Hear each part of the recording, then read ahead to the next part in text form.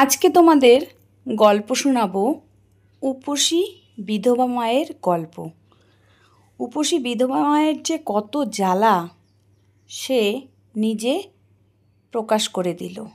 সে আর কত সহ্য করবে, কতদিন ধরে উপোস আছে সে আর সহ্য করতে পারছে না।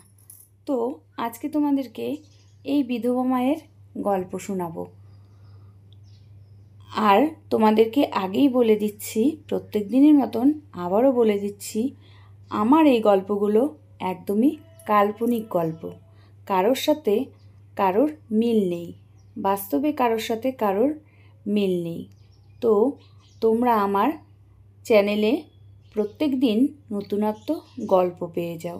আশা করি আমার গল্পগুলো তোমাদের মনঃপূত হয় আর তোমাদের অনেক ভালো লাগে। তো সেই রকমই আজকেও আরেকটা নতুন গল্প নিয়ে আসছি। আর আমার চ্যানেলে একদমই নতুনত্ব গল্প পাবে। তো যদি আমার গল্পগুলো তোমাদের ভালো লাগে তাহলে আমার চ্যানেলটি সাবস্ক্রাইব করে পাশে থাকবে। আর ভালো লাগলে একটা লাইক করে দিবে। আর কে কোথার থেকে আমার গল্পগুলো শুনছো, গল্পগুলো কেমন লাগছে, কোন বিষয়ে বেশি ভালো লাগে গল্প শুনতে, অবশ্যই কমেন্ট করবে। কারণ তোমাদের একটা কমেন্টে আমার গল্প করার, ভিডিও করার উৎসাহ অনেক বেড়ে যায়। তো চলো শুরু করি আজকে উপসী বিধবা মায়ের গল্প। এখনকার দিনে বিধবা হোক আর সধবা হোক কিছুই বোঝা যায় না কাউকে দেখলে। কারণ বিধবারাও যেরকম সাজে সধবারাও শুধু সেরকম সাজে। হয়তো সে হিন্দু হলে শাঁখা সিঁদুর পরে না বিধবা, আর অন্য জাতির মধ্যে যেমন এমনি শাঁখা সিঁদুর পরে না অনেকেই। আর হিন্দুদের মধ্যে সধবারা শাঁখা সিঁদুর পরে, বিধবা হলে তারা শাঁখা সিঁদুর পরে না। এছাড়া স্টাইল করতে গেলে এখনকার দিনে সধবারাও শাঁখা সিঁদুর পরে না।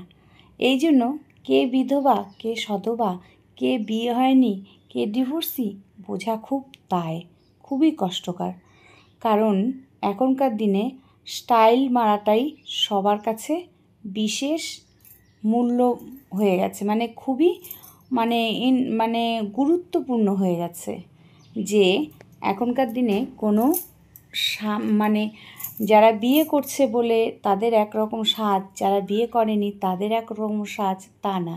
সবাই নিজেকে ইয়ং করার জন্য আর সৌন্দর্য বাড়ানোর জন্য যে যেরকম খুশি সাজতে পারে।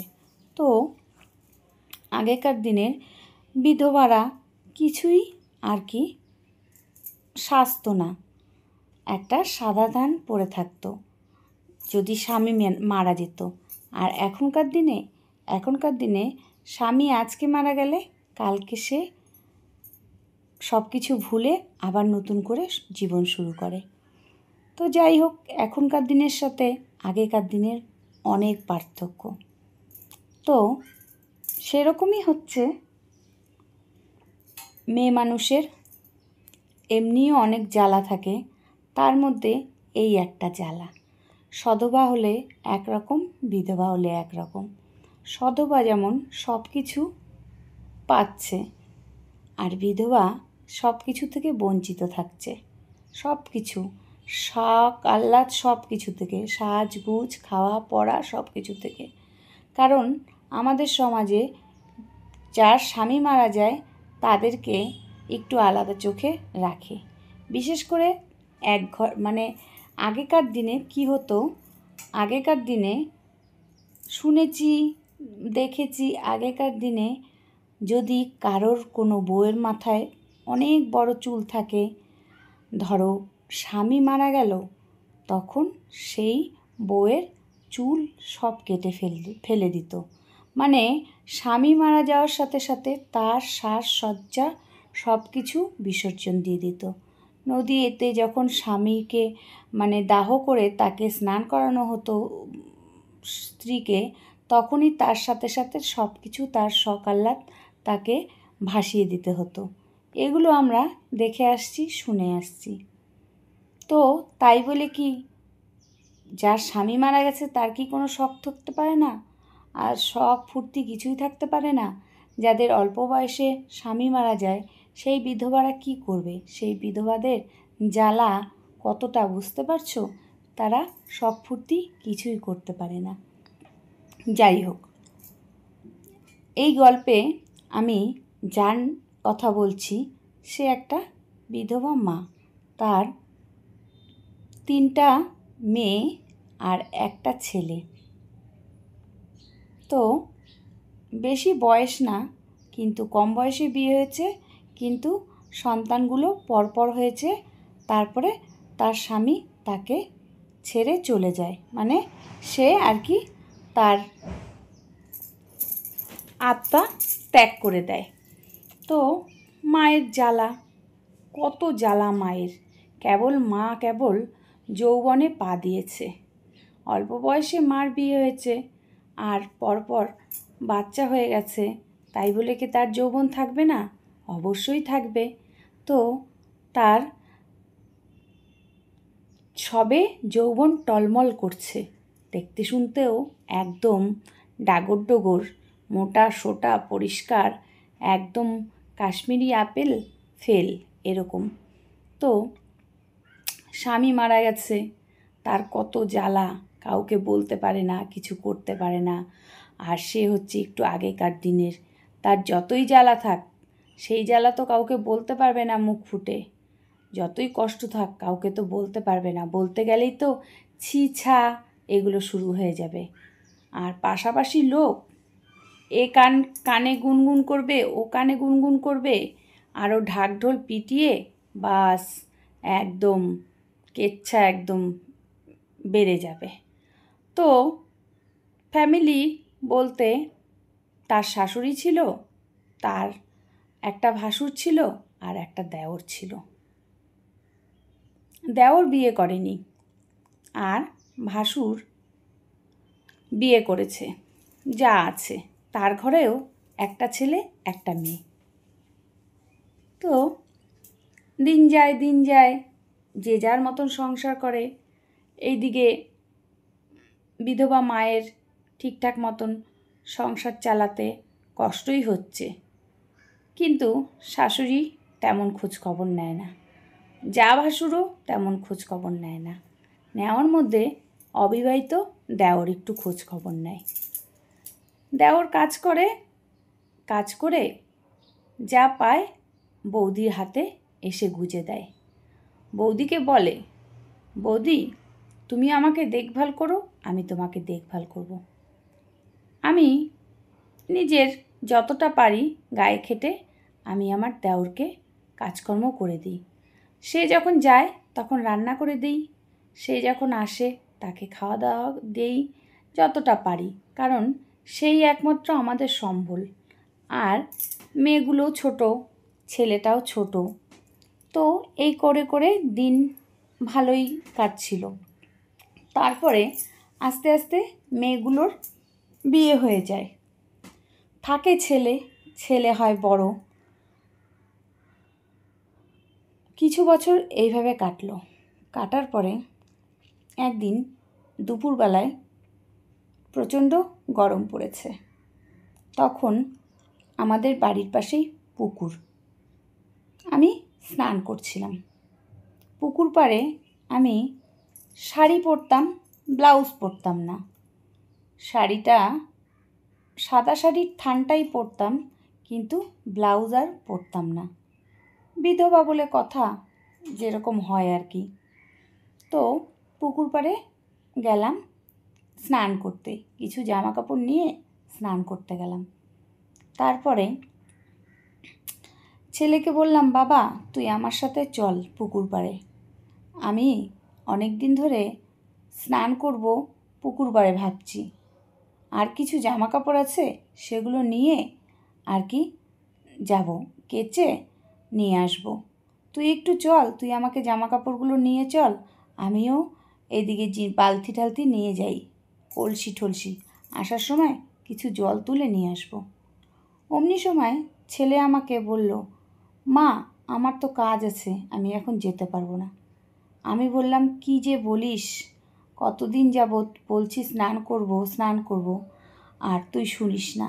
শরীরটা যেন আমার কেমন খিটখিটা হয়ে যাচ্ছে, কিছুই ভালো লাগছে না। সেরকমভাবে কিছু পাচ্ছি না, না খাওয়া পাওয়া পেলেই যে সব কিছু ঠিকঠাক চলে তা তো না। তার মধ্যে অনেক কিছু আছে যেগুলো আমার কিছুই পাচ্ছি না। মনে আমার বড্ড কষ্ট। এই কষ্ট যে আমি কাকে বুঝাবো? ছেলেকে একটু বলি, ছেলে শোনে না। ছেলে আমার বড় অবাধ্য। ছেলে কিছুতেই কথা শোনে না। ছেলে বলে, মা আমি যেতে পারবো না, তুমি কাকাকে নিয়ে যাও, কাকা আছে, কাকাকে নিয়ে যাও। আমি বললাম, তোর কাকা যাবে? তোর কাকা তো কাজে বের হবে। আমি বললাম, তখন ছেলে বলল, আরে কাজে একটু পরে যাবে, তোমাকে নিয়ে যাক পুকুর পাড়ে, তারপরে তুমি তোমার কাজ সেরে তারপরে তুমি আসো, তারপরে কাকু যাবে, একটু না হয় দেরিই হবে, তাই কি হয়েছে, আমার একটু কাজ আছে, এই বলে ছেলে চলে গেল। আমি একটু চিন্তা করলাম মনে মনে, ভালোই হলো, ওর কাকাকে বলল, ছেলে মানুষ আমার, ও তো বেশিক্ষণ থাকবে না, আমি একটু জামা কাপড় ধুবো, ওর কাকা একটু চিপে ঠিপে দিবে, একটু আমার সুবিধা হবে। কেন যেন এখন ভালো লাগে না কিছুতেই, মনটা যেমন খিটখিট হয়ে যায়। আর সত্যি কথা বলতে অনেক দিন ধরে ঠিকঠাক মতন উপশরীর, বুঝতেই পারছো, এই জন্য মনটা মনে হয় বেশি ভালো নেই। কি করব, কোনো উপায় নেই, কিছুই উপায় নেই। ওই একই খাওয়া দাওয়া, আর কি খাবো? ঠিকঠাক মতন খাওয়া পাচ্ছি না, উপোস তো থাকবই। আর বয়স তো বেশি না, বয়স কম হলে আরও বেশি জ্বালা।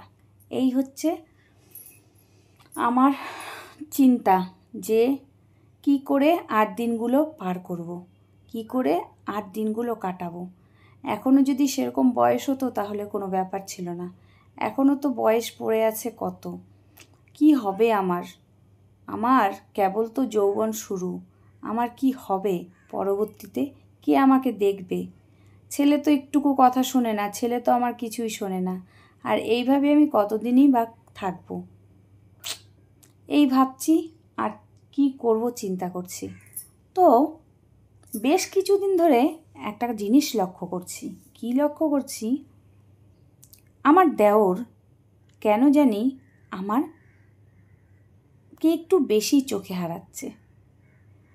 সে একটু এদিক সেদিক ঘোরে আর আমার বাড়িতে চলে আসে। কোথাও কিছু খেতে দিলে আমার কাছে চলে আসে খাওয়ার নিয়ে। আমি বলি, তোমাকে এত কিছু, মানে আমার জন্য তুমি এত কিছু আনো কেন? তখন আমার দেওর বলে, তাই কি হয়েছে, দাদা নেই, দাদা থাকলে দাদা আনতো, আজ আমি এই জন্য তোমাদের কথা খুব মনে পড়ে, তোমাদের জন্য নিয়ে আসি। তো আমি ভাবলাম ঠিকই আছে, দেওর হয়তো একটু আমাদের ভালোবাসে, তাই জানে দাদা নেই, অসহায় বৌদির সাথে থাকি। তো এই বলে দেওর আনতো, আমার ভালোই লাগতো। আর দেওর কি করতো, দেওর যেন আমার একটু কাছে আসতে চাইতো। আমি বুঝতাম, যখনই একটু ফাঁকা থাকতো দেওর একটু আমার কাছে আসার চেষ্টা করতো। আমি তাকে কোনোভাবেই পাত্তা দিতাম না। আমি জানি এসব করা পাপ, এসব করা ভালো না। তো দেওরের ভাবগতি আমি বুঝতে পারি না। দেওর মাঝে মাঝেই কাজ বন্ধ করে আমাদের বাড়িতে এসে থাকে। দেওর কি যেন বলতে চায়, দেওর কি যেন আর কি প্রকাশ করতে চায়, আমি বুঝে না বুঝার ভান করে থাকি। সত্যি কথা বলতে আমারও তো বয়সটা বেশি না, আমার মনটাও আর কি কেমন যেন আনমনা লাগে, কিছুই ভালো লাগে না। তো একবার ভাবি দেওরের কথা শুনি, তারপরে আবার ভাবি না, এটা ভালো হবে না। আমারও তো মন চায় খেতে, উপোস আছি, খেতে পারি না, কিন্তু বললে আবার কি ভাববে, যে বৌদি এত লোভী, বৌদি এত বৌদির কি পেট ভরে না কিছুতে। কিন্তু বলতে গেলেও কেমন যেন লাগে। তারপরে আমি ভাবলাম যে না, লজ্জা করে কি লাভ আছে? লজ্জা করে লাভ নেই। আমি যেটা খাওয়ার ইচ্ছা সেটা আমি খেতে পারছি না, সেটা আমার বলতেই হবে মুখ ফুটে। এই বলে আমি দেওরকে বললাম, ও দেওর, চলো তো একটু পুকুর পাড়ে। দেওর তখন বসে বসে আখ খাচ্ছিল, আখ ছাড়াচ্ছিল আর আখ খাচ্ছিল, আখের খোসাটা ছাড়াচ্ছিল আর বসে বসে আখ খাচ্ছিল। আমাকে বলে কোথায় যাব? আমি বললাম একটু পুকুর পাড়ে চলো, অনেক দিন ধরে পুকুরে নদীতে স্নান করি না, আর কয়েকটা জামা কাপড় ধোবো, তুমি একটু যাবে? তাহলে আমি জামা কাপড়গুলো কাচবো, তুমি জামা কাপড়গুলো একটু ভালো করে চিপে দিবে। ওই শুনে দেওর আখ ফেলে দিয়ে বলল, হ্যাঁ হ্যাঁ চলো, কোথায় যেতে হবে বলো, আমি তো বাড়িতেই বসে আছি। দেওরের মনে যেন একটা আলাদাই আনন্দ দেখলাম।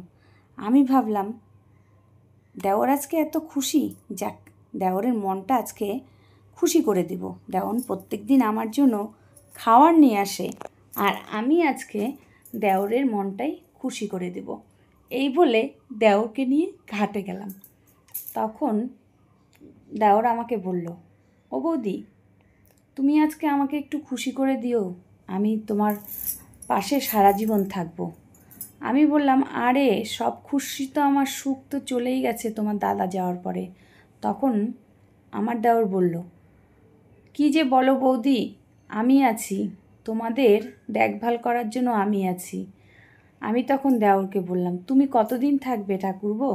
তোমার তো বিয়ে করবে, বিয়ে করলে তখন তো তুমি আমাদেরকে ছুঁড়ে ফেলবে, আমাকে ছুঁড়ে ফেলবে। আমি তখন বৌদিকে বললাম, না গো বৌদি, তুমি যদি বলো আমি বিয়ে করব না।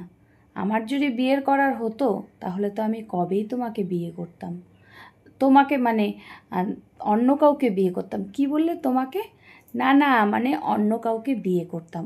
ও, আমি ভাবলাম তুমি বললে আমাকে। না না, মুখ দিয়ে বের হয়ে গেছে। আমি এই জীবনে আর বিয়ে করব না, আমি একজনকে ভালোবেসে ফেলছি। সে কি? কাকে ভালোবাসছো ওটা এখন বলা যাবে না, সময় আসলেই ওটা বলবো।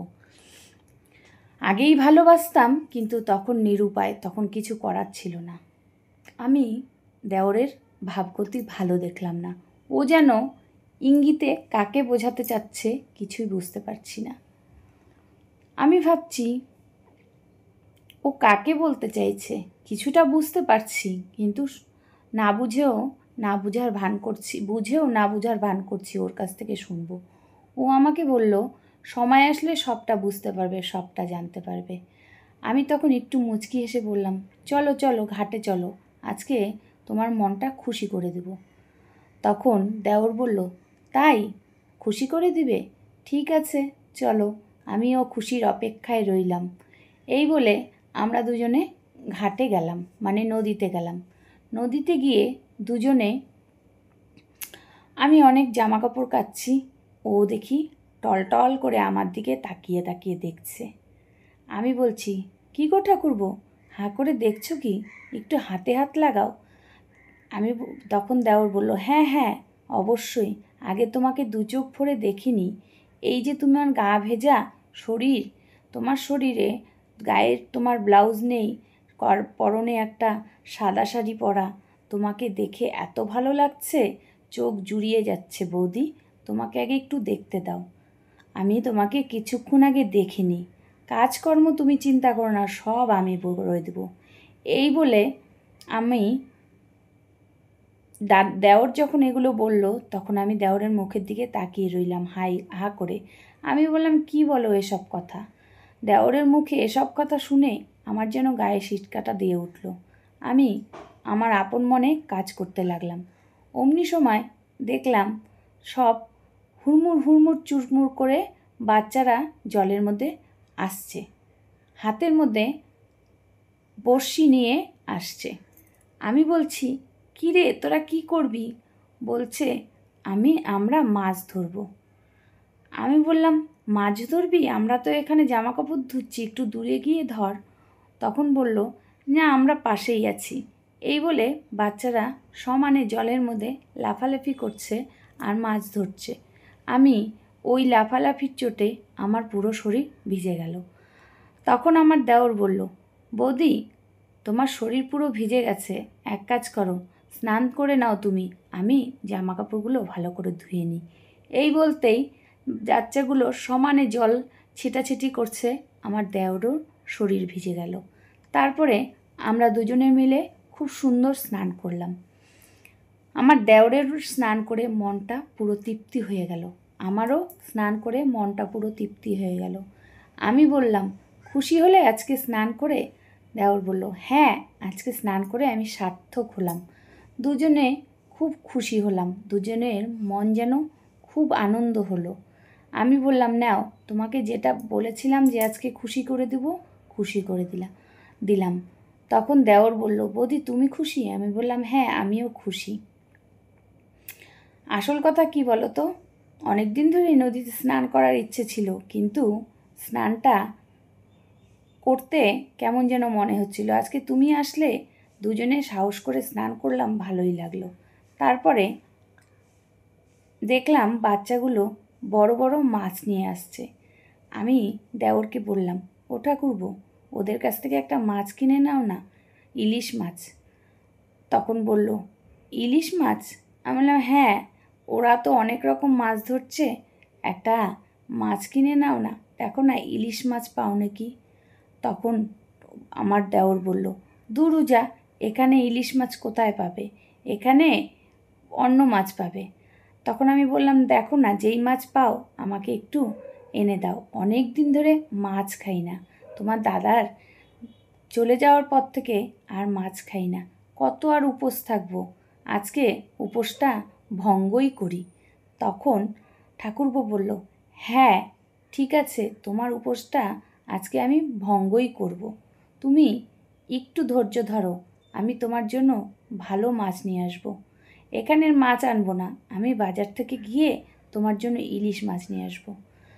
আমি বললাম, আচ্ছা আচ্ছা, তাহলে তুমি ইলিশ মাছ নিয়ে আসবে, আমি আজকে সুন্দর করে রান্না করব, আর রান্না করে ভালো করে তোমাকে খাওয়াবো। তখন ঠাকুরপো বলল, হ্যাঁ, আর একটু সুন্দর করে সেজে থাকবে, যেমন দাদা আসলে সাজতে সেরকমভাবে সাজবে। তখন আমি বললাম, কেন, কি হবে? তখন ঠাকুরপো বলল, তুমি সাজলে আমার খুব ভালো লাগে বৌদি, আমি নিজেকে নিজে কন্ট্রোল করতে পারি না, আমার জ্বালাটা তুমি বুঝতে পারো না। তখন আমি বললাম, আরে জ্বালাটা বুঝতে পারি দেখেই তো আজকে তোমাকে ঘাটে নিয়ে আসলাম, তুমি কি আমার জ্বালা বুঝছো না? আমার তো বেশি জ্বালা গো, বিধবা মায়ের বিধবার একটা কত জ্বালা, বুঝতে পারছো? বিধবা মায়ের কত জ্বালা, সেটা তুমি বুঝতে পারবে না। তখন ঠাকুরপো বলল, বুঝতে পারি বুঝতে পারি দেখেই তো আমি আর অন্য কোথাও যাইনি, তোমার পাশেই আছি, তুমি চিন্তা করো না, তোমার জ্বালাটা আমিই মিটিয়ে দেব। এই বলে দেওর বৌদি স্নান করে বাড়িতে চলে আসলো। তারপরে বৌদিকে বলল, বৌদি বাজারের ব্যাগ দাও, বাজারে যাই, গিয়ে দেখি তোমার মন পছন্দ মাছ পাই নাকি, মাছ পেলে সবার আগে তোমার জন্য নিয়ে আসবো।